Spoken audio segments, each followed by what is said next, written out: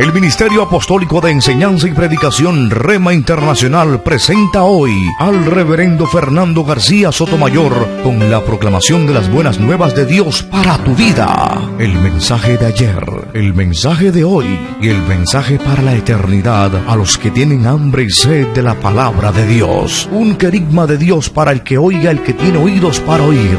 Escuche el dabar del Eterno a las naciones. Ahora es el tiempo para recibir el rema del Espíritu Santo a tu espíritu. Escuchemos con fe la memra del Señor para el alma.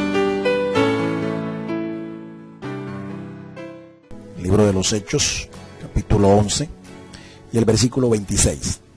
Hechos de los Apóstoles, capítulo 11 y el versículo 26. Leo la palabra de Dios en el nombre del Padre y del Hijo y del Espíritu Santo. Y se congregaron allí todo un año con la iglesia y enseñaron a mucha gente. Y a los discípulos se les llamó cristianos por primera vez en Antioquía. Dios nos bendiga por esta palabra. El título de esta disertación: la primera vez. En un sondeo de opinión pública a la pregunta ¿qué significa ser cristiano?, algunas personas respondieron de la siguiente manera. Escuche con atención estas respuestas. Algunos respondieron: un cristiano es uno que practica la religión. Otros respondieron diciendo: un cristiano es uno bautizado o que recibe la fe cristiana por el bautismo. Otros respondieron: un cristiano es uno que cree en Cristo o en Dios. Otros respondieron diciendo: un cristiano es alguien que le gusta hacer el bien. Otros respondieron: un cristiano es uno que va a misa. Otros dijeron: un cristiano es uno que reza al acostarse y al levantarse. Otros respondieron diciendo: un cristiano es un católico. Otros respondieron: un cristiano es aquel que se rige por las normas y tradiciones de la iglesia. Otros respondieron diciendo: un cristiano es alguien que tiene fe. Otros respondieron diciendo: un cristiano es aquel que llena los requisitos de Dios después de su segunda venida. Otros respondieron diciendo: un cristiano es aquel que se siente hijo de Dios. Otros respondieron diciendo: un cristiano es aquel que hace buenas obras y sirve al prójimo. Y finalmente otros respondieron diciendo: un cristiano es aquel que se aparta de los vicios y se entrega a una religión. Interesante respuesta, ¿no? Pero todas estas opiniones no reflejan el verdadero significado de lo que es ser un auténtico cristiano, aunque hay algunas que tienen más o menos un acercamiento a lo que significa ser un cristiano. Más bien, estas respuestas revelan un grado de ignorancia espiritual muy lamentable. Y con esto quiero enfatizar el hecho de que si usted es miembro de una religión o practica una religión, eso no lo hace cristiano. Hay mucha gente que piensa que tener una religión es equivalente a ser cristiano, pero es otra la opinión que la Biblia tiene. Los cristianos, desde el principio, hemos sido confundidos con una secta o con una religión. Históricamente, los primeros cristianos fueron llamados la secta del camino o la secta de los nazarenos, hasta que un día en Antioquía de Siria se les llamó cristianos por primera vez, hasta hoy. Y dicen los eruditos que este término era más bien un término burlesco para referirse a aquellos untados o aquellos ungidos que eran discípulos del Mesías de Israel. Ahora, algunas personas piensan de que el cristianismo es una religión más, pero realmente ser cristiano significa tener una relación con el Señor. Se puede llegar a ser llamado cristiano por convicción y conversión, o sencillamente algunos se creen cristianos por tradición familiar, pero los cristianos auténticos se identifican por una serie de características peculiares. La Biblia, la eterna e infalible palabra de Dios, los caracteriza por los siguientes rasgos. Escuche, estos son los rasgos bíblicos de un auténtico cristiano. En primer lugar, un cristiano, según el pasaje que hemos leído, es un discípulo. El texto dice, y a los discípulos se les llamó cristianos. No dice el texto, y a los cristianos se les llamó discípulos. No. Es interesante que antes de ser cristiano usted tiene que ser un discípulo del Señor. Un cristiano es un verdadero discípulo. Y un discípulo es aquel que sigue a un maestro y se somete a una disciplina. Escúcheme, disciplina, se requiere de disciplina y seguir a un maestro. Nosotros seguimos a nuestro Señor Jesucristo, el divino maestro de Galilea. Y la disciplina a la que se someten los cristianos es a la disciplina del Espíritu Santo. De modo que podemos decir que una persona que se somete a la disciplina del Espíritu es un auténtico cristiano. Cuando usted se somete a la disciplina del Espíritu Santo, el cristiano manifiesta lo que se llama el fruto del Espíritu. En otras palabras, comienza a formarse el carácter de Cristo en esta persona. El carácter de Cristo se forma gracias a la tarea del Espíritu Santo en el corazón, en el interior de la vida de un hombre. Esto involucra un proceso de maduración que abarca el sufrimiento. Escúcheme, formar el carácter de Cristo es un proceso que involucra el sufrimiento. El apóstol Pedro dice en su primera epístola, en el capítulo 4 y el versículo 16, primera de Pedro, capítulo 4, versículo 16, pero si alguno padece como cristiano, no se avergüence, sino glorifique a Dios por ello. Padecer como cristiano es parte del proceso que el Espíritu Santo utiliza para formar el carácter de Jesucristo en cada uno de nosotros. Cuando el cristiano se somete a la disciplina del Espíritu, no solamente se forma el carácter de Cristo, un carácter santo, sino que también el Espíritu Santo comienza a manifestar sus dones. Esto nos habla de poder de Dios, poder. Los dones del Espíritu se comienzan a manifestar en aquella persona que está sometida a la disciplina del Espíritu Santo, que está sometido a la pedagogía del Espíritu, al proceso de formación, al proceso disciplinario, pedagógico del Espíritu. Se comienzan a manifestar los dones. El poder de Dios comienza a manifestarse en tu vida. El apóstol Pablo habla de los dones del Espíritu como manifestaciones del Espíritu, manifestaciones del poder de Dios. Es que el cristianismo tiene un lado emocionante, y este lado emocionante es precisamente la manifestación de los dones del Espíritu. Dice la palabra, pero a cada uno les dada la manifestación del Espíritu para provecho. Y es emocionante ver el poder de Dios manifestado en nuestras vidas cuando usted comienza a caminar en el Espíritu. El cristiano procura la llenura del Espíritu Santo. Esto es algo que es diario. Es absolutamente diario e indispensable. Esta llenura se deriva de la comunión que usted tenga con el Espíritu Santo de Dios. Comunión es signo de llenura. Cuando usted camina en el Espíritu, anda en el Espíritu, vive en el Espíritu, usted va a ser lleno del Espíritu. Usted va a ser una persona que siempre va a tener la presencia de Dios, la manifestación de Dios en su vida. Un discípulo de Cristo entonces se aparta del mundo y se consagra a Dios. En otras palabras, comienza a crecer en santidad.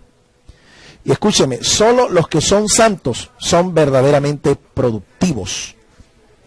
Solo los que son santos comienzan a ser gente productiva, a generar bendición, a ser productivos, a ser gente bendita.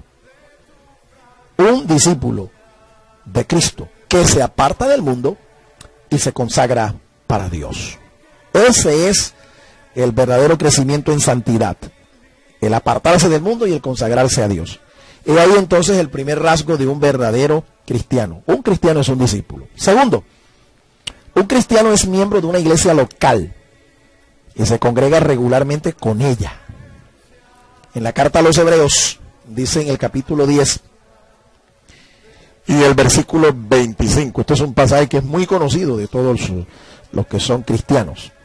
Capítulo 10, versículo 25 dice: no dejando de congregarnos como algunos tienen por costumbre, sino exhortándonos, y tanto más cuanto veis que aquel día se acerca. Un cristiano entonces es miembro de una iglesia local y se congrega regularmente con ella. Cuando el creyente es responsable, está comprometido con su iglesia local, se congrega regularmente con ella, reconoce con su actitud que la iglesia es el cuerpo espiritual de Cristo y que Él es un miembro de este cuerpo. De modo que por eso tratará siempre de mantenerse en comunión, en unidad con la iglesia, porque la iglesia es el cuerpo espiritual de Cristo y Él es un miembro de este cuerpo. El creyente acepta que Cristo es la máxima autoridad de la iglesia, pues Cristo es la cabeza de la iglesia. En la iglesia hay una cabeza, hay una autoridad. La máxima autoridad de la iglesia universal de Jesucristo es el Señor Jesucristo. No es un hombre, es el Señor Jesucristo. Él es la cabeza. El concepto de cabeza nos habla de autoridad. Y la máxima autoridad de la Iglesia Universal de Jesucristo es el mismo Señor. Él fue quien la diseñó, Él fue quien la inventó, Él fue quien la compró, Él fue quien la redimió. De modo que Él es la máxima autoridad de la Iglesia. No es hombre alguno. El creyente que se congrega regularmente con la iglesia reconoce que el Espíritu Santo es el sabio administrador de la iglesia. Cristo es la cabeza y el Espíritu Santo es su administrador. Así que la administración de la iglesia es tarea ejecutiva del Espíritu Santo de Dios. En la iglesia se hace lo que el Espíritu diga, no lo que el hombre diga. Ese es el verdadero gobierno de Dios, la teocracia. El gobierno del Espíritu en la iglesia. Por supuesto que este gobierno se manifiesta o se ejecuta a través de hombres que Dios llama, que Dios escoge, que Dios unge con este don para presidir. La iglesia es el lugar donde se recibe el consejo de Dios, la exhortación de Dios. Esa palabra exhortación se puede traducir también como consejo.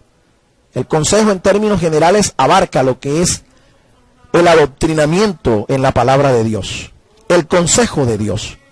Los judíos decían que no se podía estar más de 3 días sin recibir Torá o dabar de Dios.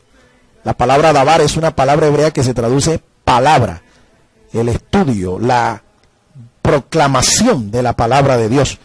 El judío era consciente de esto y decía, no se puede estar más de 3 días sin recibir Torá, sin recibir palabra, sin recibir dabar de Dios.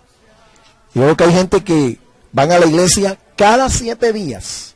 Escúcheme, van cada 7 días o cada 8 días.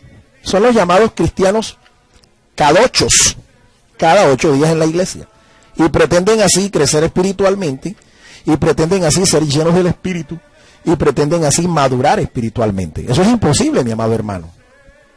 Todo miembro de una iglesia cristiana apoya económicamente a su iglesia para que el reino se ensanche.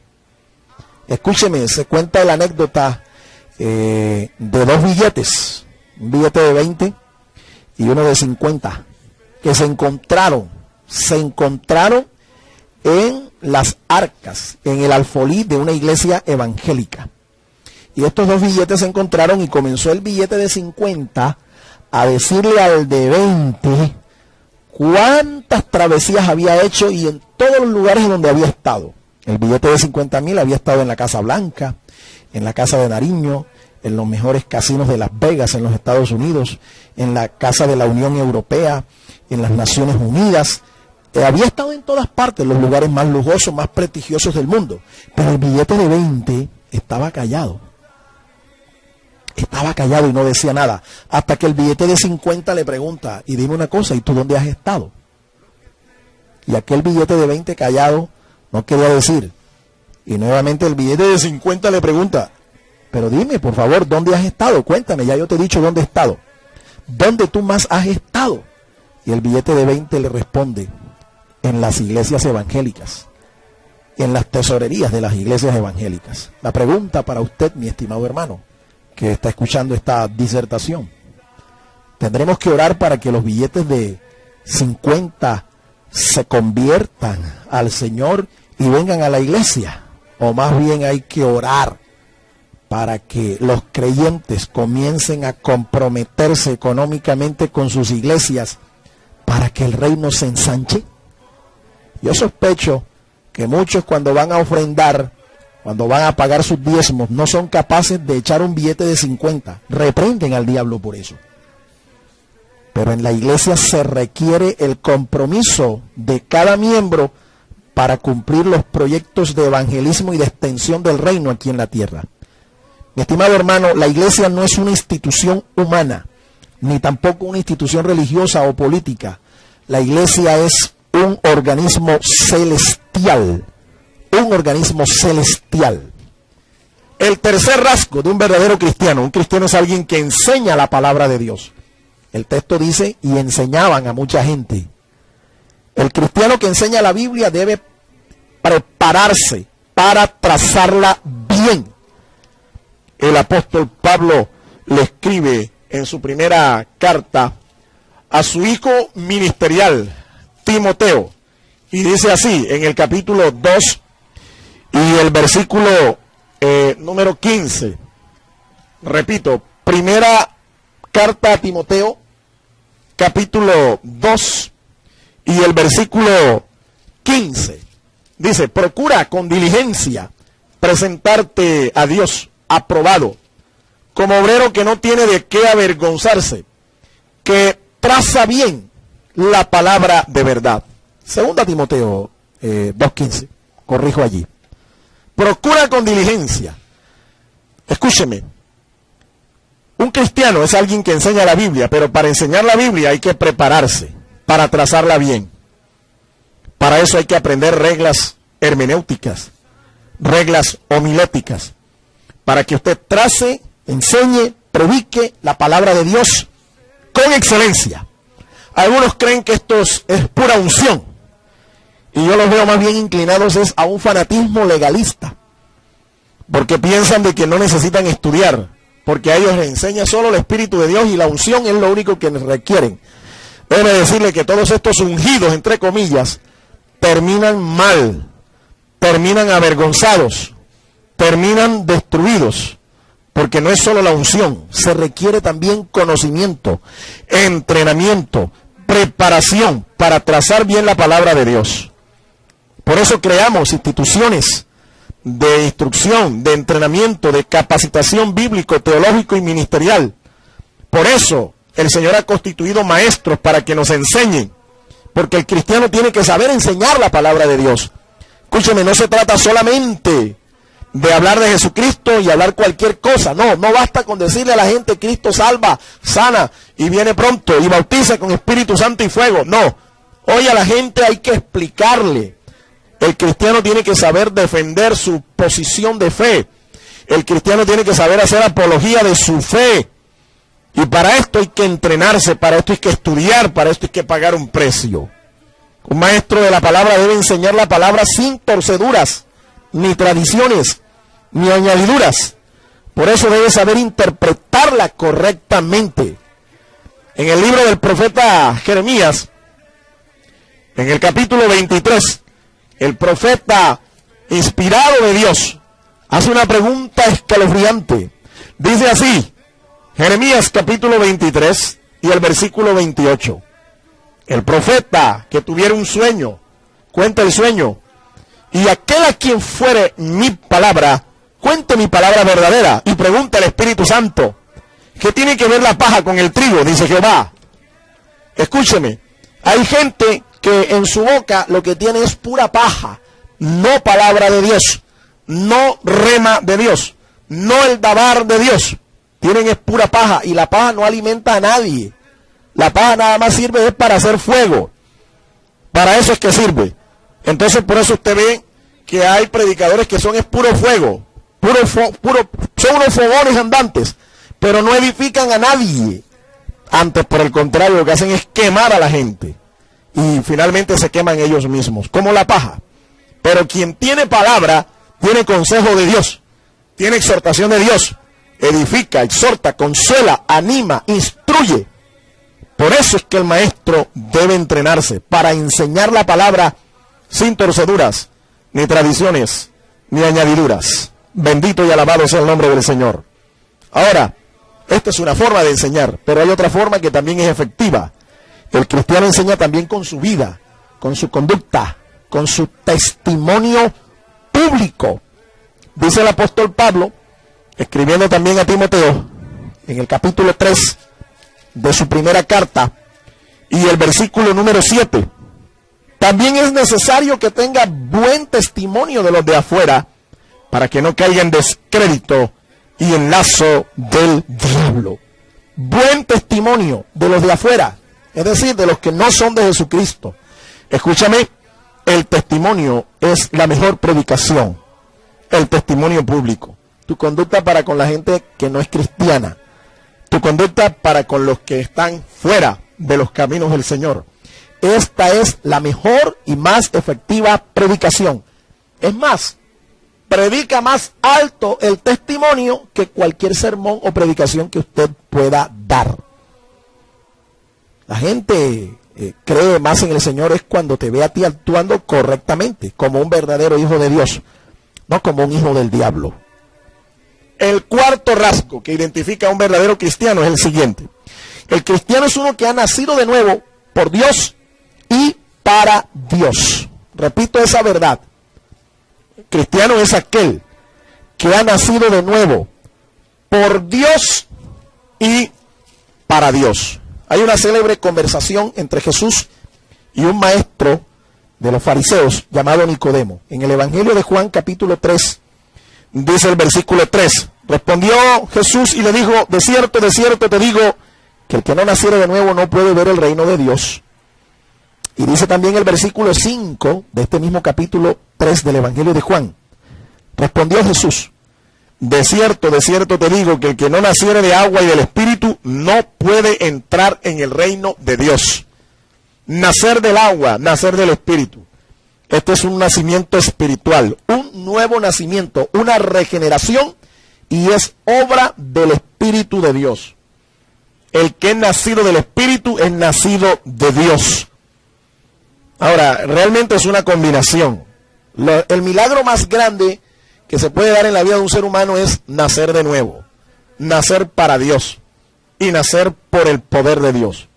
En esta obra se combina la palabra de Dios y el Espíritu Santo. Es una combinación milagrosa, es una combinación poderosa, la palabra y el Espíritu. Los dos cooperan y se da el milagro de la regeneración.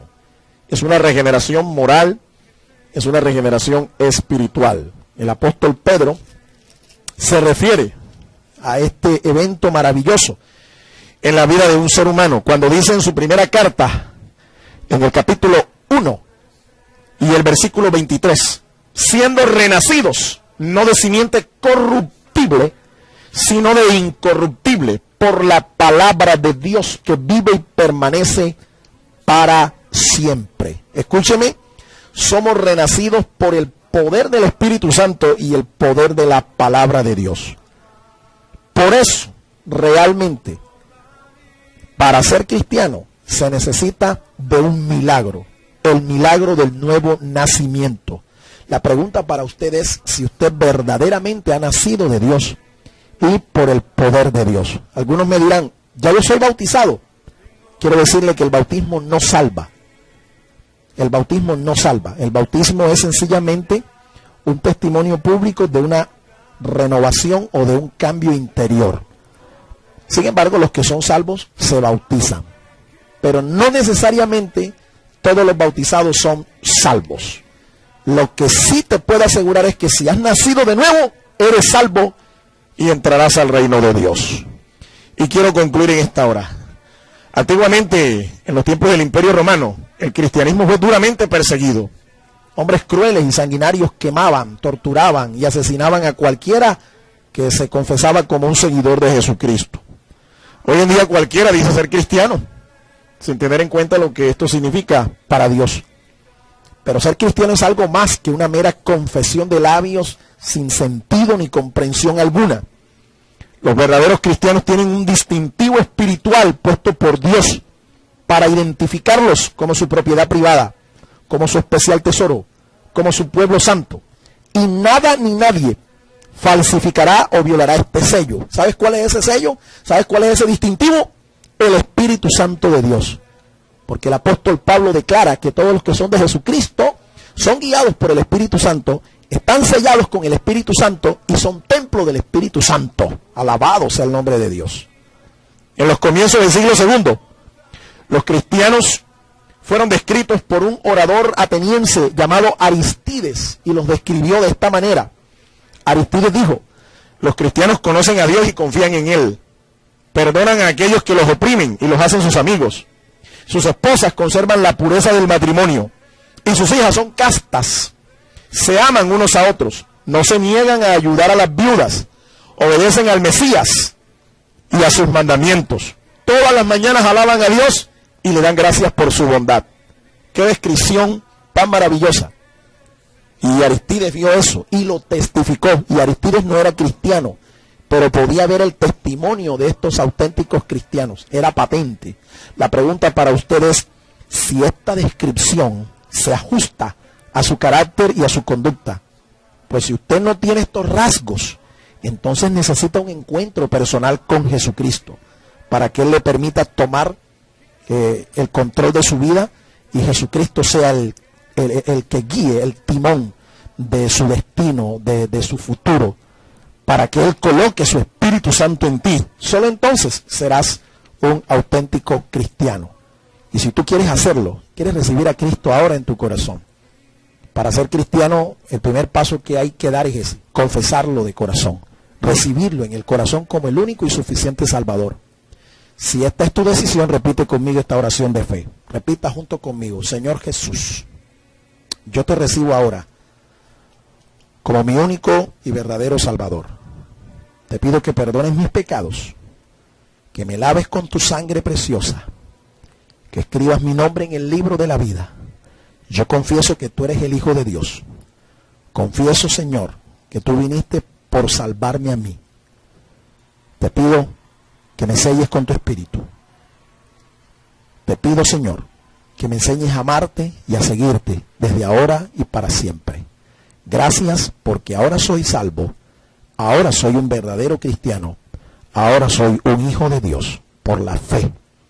Gracias, Señor. Amén. Amén y amén. Dios te bendiga. El Ministerio Apostólico Rema Internacional pone a disposición esta predicación. Ofrecemos ministración a simposios, seminarios, campañas evangelísticas, educación globalizada sana y de carácter interdenominacional. Escríbanos a ministerioremainternacional@gmail.com o llámenos al celular 316-270-7181.